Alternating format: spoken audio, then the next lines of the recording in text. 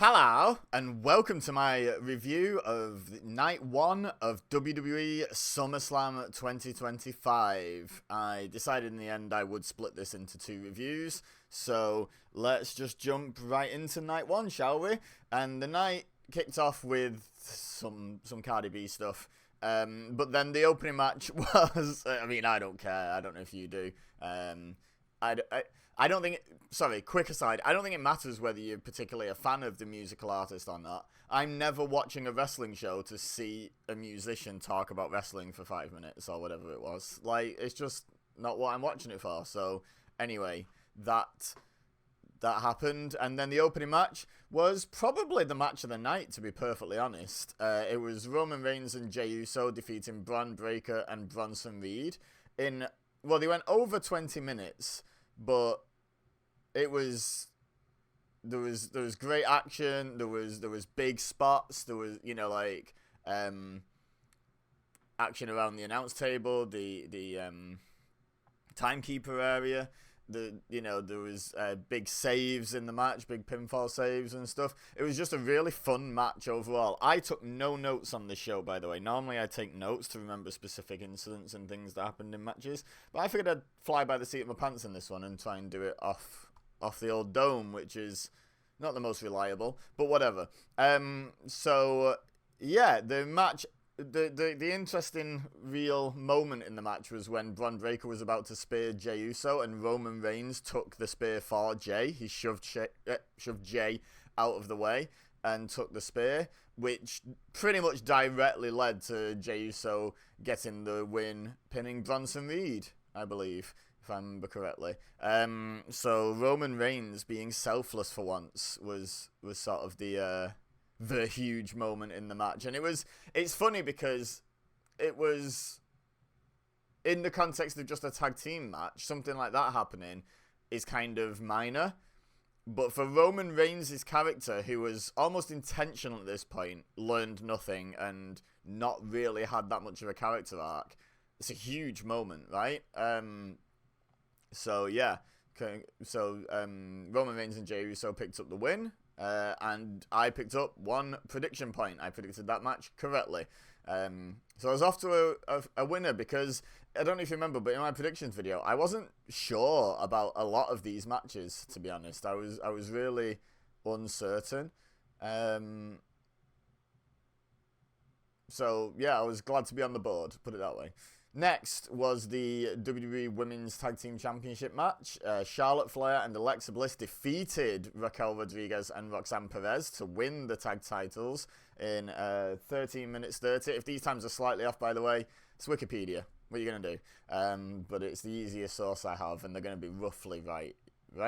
But yeah, this was not as good of a tag match as the opener in terms of just pure drama and everything else that makes tag team wrestling great. You know, the last minute saves and this and that and the teamwork and everything. But this had some really fun character moments, and the absolute highlight of the match that led to the finish of the match was Alexa Bliss accidentally hitting Charlotte Flair and wiping her out. And Charlotte, by the way, sold that like she'd just been shot. Like, she absolutely sold that shot from Bliss, like, really big time. And then she's recovering, and Alexa's taken out. Honestly, I can't remember which one. I'm going to guess Roxanne Perez. And she's got it in position for the Sister Abigail DDT. And then Charlotte is like looking at her, glaring at her, and Alexa even looks back at her. And then Charlotte runs in, and off camera, in comes the other Judgment Day member. Again, I'm guessing from memory it was probably Raquel. It makes more sense this way round, right? Raquel comes running into shot, and Charlotte swings her boot and deliberately misses Alexa and kicks Raquel in the face. And then Alexa delivers the Sister Abigail and pins Roxanne Perez. New champions. So they teased Charlotte being miffed with Alexa, but then she wasn't. Accidents happen, and it's about time wrestlers understood that. Honestly, because the number of times I've seen tag team partners fall out because of a wayward shot because the opponent moved out of the way and they accidentally hit their partner. It's like, it's clearly an accident. Like, yes, being hit in the face isn't fun, but you can't blame your partner when you were the one standing behind them and encouraging them to hit them. You know, it's like, I don't know, it's a really overused and stupid trope, actually. So I'm really glad it didn't go that way. I'm also glad it didn't go that way because it shows WWE, at least in the short term, committed to this team and committed to this revival of Charlotte Flair. Not that Charlotte Flair needed a revival in terms of like career success, like, you know, she's done it all, but in terms of like fan perception and in terms of, honestly, it seems enjoyment of her job. Like Ashley Flair, like seems to be having a lot of fun with this. It's kind of shining through both of them that Ashley and Lexi are having a lot of fun. But yeah, so I'm looking forward to seeing where these two go next in terms of the we're not friends and blah blah. They probably are just going to be friends now, but we'll see how it goes. It's a fun story, and I'm really glad WWE committed to it. And I'm also glad that I predicted this 2 from 2, baby. Next was Sami Zayn against Karrion Kross.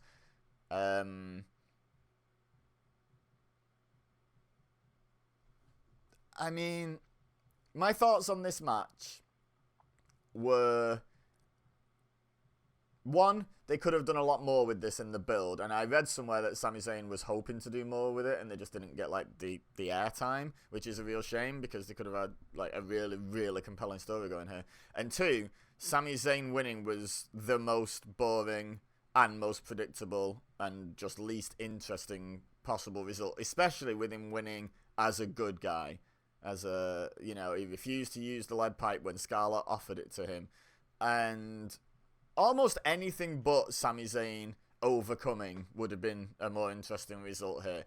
Had that distraction worked and Karrion Kross picked up a sneaky win, amazing. Had Sami actually been so tempted that he actually used the lead pipe and either Scarlett distracted the ref or Sami got disqualified, much better result. You know, I just think this was the dullest way they could have gone with this. I guess Sami Zayn has said on TV multiple times he wants to be world champion, and that's showing the gun in the opening scene of a movie, right? You have to fire the son, or the opening act of a movie, you have to fire the gun by the third act, right? So Sami is probably going to win the world championship, extenuating circumstances aside. He is probably going to win the world championship, and this is the start of his path towards that.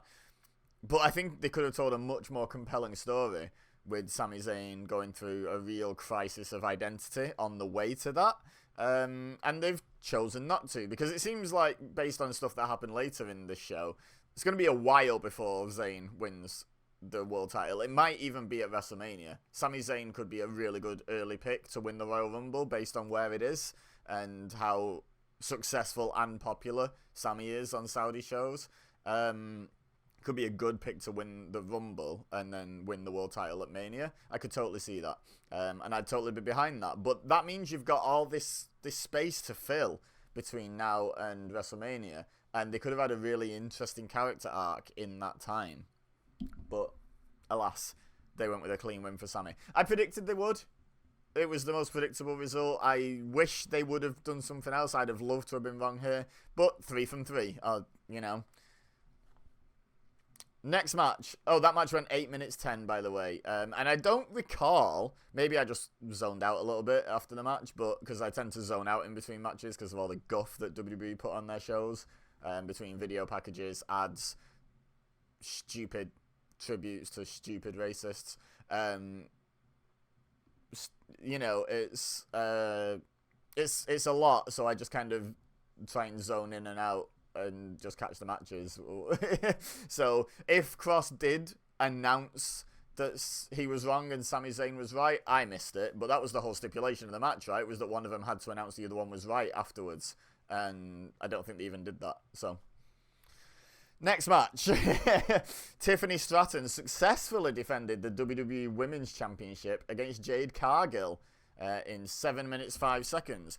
The thing I wanted to point out, and the thing I mentioned on Threads as this match was starting, was how damn impressive Tiffany Stratton made her wrestling debut, signed up for wrestling training, in fact, as far as I can tell, in 2021.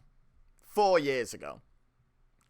Jade Cargill made her debut on AEW 5 years ago and signed up for wrestling training like 7 years ago. But if you count since debuts, there's less than 10 years experience between these two women who had a marquee match competing for a world championship at SummerSlam. That's damn impressive. That's a damn impressive rise to the top from both of them. Like, and kudos to them. This match was fine. There was a couple of bits that were janky and what have you. Like the bit where Jade had to hit Jaded and then Tiffy's leg had to go on the ropes. First of all, the way Jade walked over to the side of the ring was really unnatural. And secondly, the way she basically placed Tiffy's leg on the ropes was also very unnatural. But again, we're talking about really inexperienced wrestlers. Two of them as well. And I know 4 or 5 years sounds like a long time, but generally speaking, most wrestlers that have ever become successful in WWE have toiled away for that minimum before you'd ever even heard of them. Like, before they even got to WWE or later NXT. But now with the new sort of performance center, Tiffany Stratton got really fast-tracked and is doing great. Jade Cargill got fast-tracked a bit. I mean, she was training for 2 years, but she got fast-tracked straight onto AEW TV. And she's come to WWE and really, really developed. So I don't want to hold it against them too much that this match wasn't the greatest, because there was no veteran in there. And it was still a damn impressive match for the experience level, and also just damn impressive that they were even there. So kudos to these two. Like I say, the match itself had moments that weren't the smoothest, and I was really surprised that Tiffy just outright won clean. Like, they had the false finish with Jaded that was clear as day going to be a rope break when Jade marched towards the ropes to hit it instead of the center of the ring. But I'm still really surprised that Tiffy just clean beat Jade. Don't really know what to make of that. Like, Jade is almost certainly a future world champion. I guess they've got something planned for Tiffany as champion, is my only thinking, or they've got something specifically planned for Jade that they don't want the title involved in. But maybe Jade moves to Raw and goes after Naomi. If there's a rumored draft soon, so maybe Jade's just going to go to Raw and be a thorn in Naomi's side as champion. Could totally see that. But yeah, I was surprised. I didn't predict this. I think a lot of people were predicting Jade to win the title here, and they didn't go with that. So I'm curious to see what happens. So I guess they did their job, right? I guess that's a good thing. Next match, Drew McIntyre and Logan Paul defeated Randy Orton and Jelly Roll. This was better than it should have been, but I do remember thinking while I was watching this match, the problem is WWE's celebrity match bar has moved significantly in recent years. Logan Paul helped raise that bar himself. Bad Bunny, the Johnny Knoxville match with Sami Zayn. I'm trying to think of other examples, but there probably are some. But the recent celebrity matches, and by the way, and this match was good as well. Like, don't get me wrong, Jelly Roll took some bumps. He got put through the announce table. He worked a fairly large portion of the match as well, instead of mostly standing on the apron. So yeah, I think this was good. I just think the bar's been set quite high now for recent celebrity matches, and it was at or just below the bar, so it didn't stand out. It wasn't exceptional. It was a fun match, though. Considering I didn't care about the match coming in, I just thought this was a waste of Drew and a waste of Randy. It was a good match. It went 17 minutes, 10 seconds. It was the third longest match on the show. Longer than the women's tag team title match. Longer than the WWE Women's Championship match, which, by the way, the women's matches combined were just over 20 minutes. The opening tag match was 21. There's still some questions, WWE, about exactly how equal the women are on your show. I'm just saying. There's still some questions. But anyway, this match. I genuinely thought they'd try and do the feel-good thing of have Jelly Roll pick up a win, but they didn't. They actually gave the win to the team that had 2 wrestlers on it, rather than the team that had 1 wrestler and 1 musician, which was correct, honestly. Logan Paul getting the win wasn't necessary. I think Drew should have won it with the Claymore. But the finish, if I remember correctly, was like, I think Drew hit Randy with the Claymore, then Jelly Roll did something to Drew, I think, to get him out, and then Logan Paul hit Jelly Roll, went up top, hit the frog splash. What did he call it? The Paul from Grace? Hate that name. I like a good pun. Ireland's not a good pun. And pinned Jelly Roll. So I predicted it correctly. 3 out of 4 now. No, 4 out of 5 matches I predicted correctly. I was on 3 out of 4 after the women's title match. And like I say, kudos to Jelly Roll. Jelly Roll took the bumps. Look, I'm not going to begrudge Jelly Roll this spot, because if I were famous and a big-time wrestling fan and WWE were like, hey, we'd like to do something, do you want to, like, train and learn to wrestle and do a match at SummerSlam? I'd be like, damn right. So, it's not Jelly Roll that I consider the issue here. It's booking the people you booked into this, but also, like, yeah, it's just that WWE culture of being obsessed with having celebrities involved. They had Cardi B, they had Jelly Roll. They're always showing celebrities in the crowd, rappers and football players and whoever. And it's like, I just want to watch the people in the ring that wrestle week in, week out. Like, that's what I watch wrestling for. And the funny thing is, I feel like most people share that sentiment, and yet WWE persist with the celebrity angle, even though I feel like most people watch wrestling to see people wrestle. Hot take. But anyway, yeah, this match was fine. It was good. I'm not going to deny that it was a good match. Yeah, no further notes. Let's get on to this main event, because as a lifelong, ever since I've known of him, a big fan of CM Punk. From his original Ring of Honor days, I was a big fan. Big fan. So thrilled when he came back to AEW. So gutted when he left WWE, because I had tickets to WrestleMania 30 and was waiting for the Punk meet and greet. I was going to drop some money on the Punk meet and greet, I'm not going to lie. And then he left the company before I ever got a chance to. So I was gutted about that. I'm a big Punk fan. I got a bunch of old Punk merch.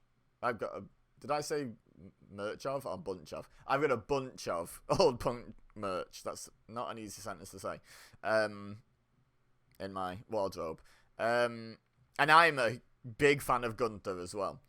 This match wasn't it for me. I thought this was slow, plodding. I thought Punk looked really gassed. I thought he looked genuinely just like blown up. Really struggling, it seemed. Like not selling Gunther's offense, he just seemed exhausted for like 2/3 of this match. It went over 30 minutes, 20 seconds, and it felt like it. It felt long for the sake of being long. There wasn't a lot that was particularly interesting about it. Most of it was Punk lying on the ground, gasping for air, and Gunther jaw-jacking with the fans. The referee kept checking in on Punk over and over again as well. I don't know if something happened, because Punk's usually quite good cardio-wise, right? But he's no spring chicken anymore, so maybe he just got blown up. But it could be. I wouldn't be massively surprised if it came out Punk had sustained like a rib injury, because that really affects your breathing. I've had a rib injury, and you can't do any. I can't imagine wrestling a 30-minute wrestling match with like, a cracked rib. Also, that'd just be obscene. So if you did something like that, kudos to the man.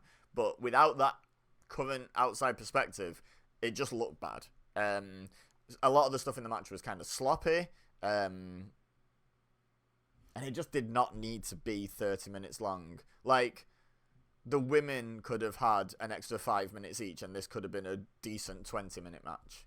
Like, Simple as. It really could have been. And it still would have been a bit slow and plodding and boring as a 20-minute match unless they fit the same 30 minutes worth of match into 20 minutes. CM Punk beat Gunther, which I didn't predict.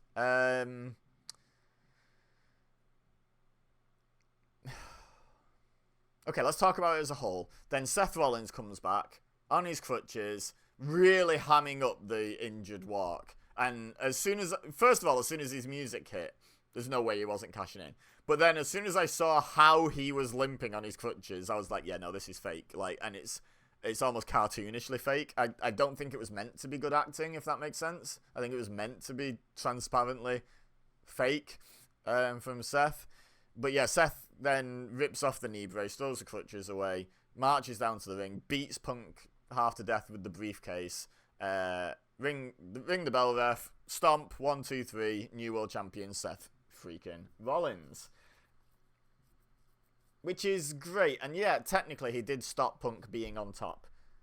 But if he was there was so many ways for Seth to stop Punk even getting his hands on the title. Maybe it felt more poetic to him to let him get his hands on the title, then take it away from him. Maybe that's worse for Punk. It probably is, to be honest. But let's forget about Punk. And let's forget about Seth. Let's talk about Gunther. Gunther deserved to beat Punk here, in my opinion. Gunther's had just such a good run in WWE, to the surprise of no one who knows about him prior. But he has leveled up, he has stepped up, and he has just been brilliant. And this was a really short second world title reign for Gunther. And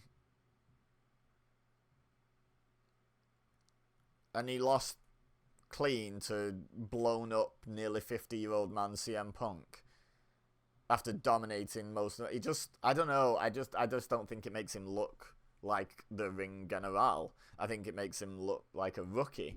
Like, Punk called him kid in the build. It makes him look like a rookie, which he is far from, but it makes him look like one because he didn't put Punk away when he had all those opportunities. And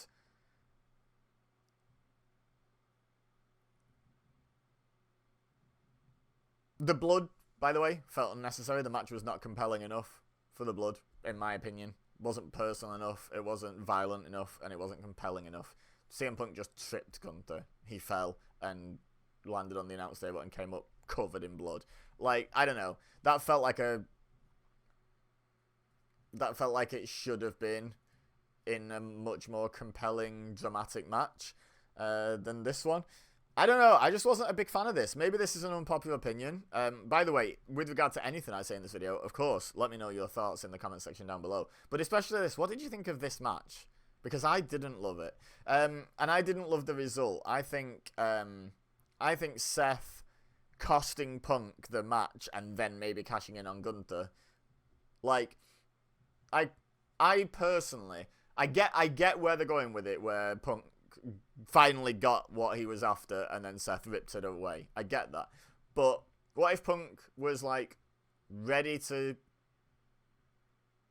win and Seth's music hits? He does his little cartoonish hobble out onto the stage, and then Punk's obviously distracted us, turns around, boom, powerbomb, lariat, whatever. So one of Gunther, or maybe just gets locked in the rear naked choke, doesn't even turn around. And that's it. Boom. Gunther wins. Gunther stands up, covered in blood. We don't change the match. Even though the match was slow, plodding, and a bit rubbish, we don't change the match. Gunther stands up, covered in blood, gets his world title, holds it up. Boom. Spear. Braun Breaker from out of wherever Braun Breaker comes from at 23 miles an hour. Boom. Spear. Bronson Reed's there. Drag him over. Tsunami! Tsunami! Meanwhile, Seth is hobbling down to the ring. Slowly up the steps, hobbles in, climbs through the ropes, makes a real performance of it. CM Punk drags himself up, and then Seth throws a crutch away, grabs the other crutch, beats the hell out of CM Punk, with the crutch, beats him down, he rolls out the ring, and then he takes off the leg brace. Maybe he stomps Gunther. Maybe Gunther's just been done in enough by Braun and Bronson. But he cashes in, beats Gunther. And I think that would have been like really good, because he would have, like, he vowed to stop CM Punk, not to take it away from CM Punk, but to stop CM Punk, and he didn't. So I don't know. The way it played out was good, but I think just tweaking exactly when he decided to show up and whatnot, and having Gunther pick up a really big win. It would have been such a marquee win for Gunther to beat CM Punk. It would have really put him on the map. And, like, Punk's not going to be around forever. I mean, neither's Gunther, but Gunther's got much longer left in him, assuming no injuries, assuming he doesn't just decide to retire young. You know, like, assuming factors like that aren't in play. Gunther has a lot more career left ahead of him, and WWE had the opportunity to really make Gunther here. They also had the opportunity to really make Bron Breakker in the opening match, and they didn't take that. Like, they had the opportunity to make the Sami Zayn and Karrion Kross story super compelling. They didn't really take that opportunity. The other matches, the two other matches I kind of agree with. Well, Tiffany and Jade, either way, it was someone young and with a bright future, right, that was going to be winning. So no real notes there. I am surprised by the result, but not bothered by it. The Drew and Logan win and the Charlotte and Alexa win, I think, were the right call. I know Roxanne is young. I'm not saying the young should always beat the older, though. The story with Charlotte and Alexa is worth them getting the win at the moment. But this main event, I just think Gunther should have won. I really do. I know Punk was the favourite. I acknowledged it in my predictions video, and I stuck to my guns because that's what they should be doing in that match, in my opinion. But that's just my thoughts. Let me know your thoughts in the comment section down below. Subscribe if you're new here. I'll be doing a Night 2 review tomorrow.